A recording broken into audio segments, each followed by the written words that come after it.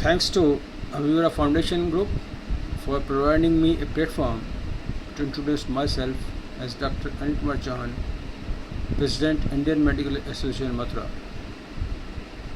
I am working as Senior Consultant Physician at Chauhan Hospital, Mathura for last more than 24 years.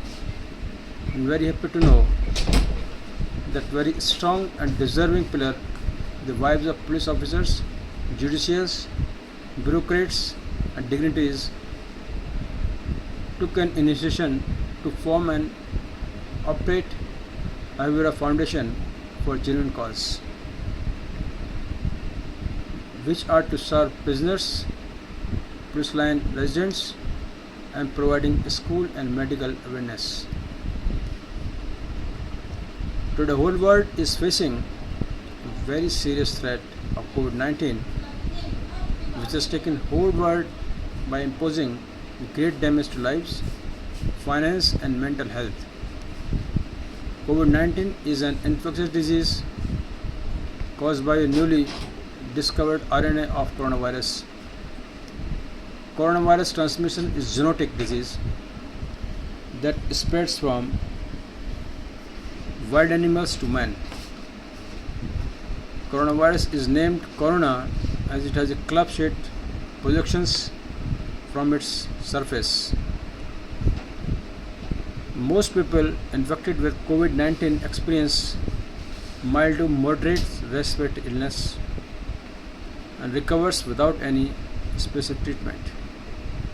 Older people and those with underlying medical problems like cardiovascular disease, diabetes, chronic respiratory disease and cancer are more likely to develop serious illness.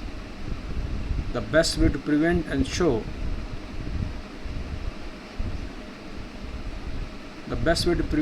down transmission is well informed about COVID-19. The disease is caused and how it spreads.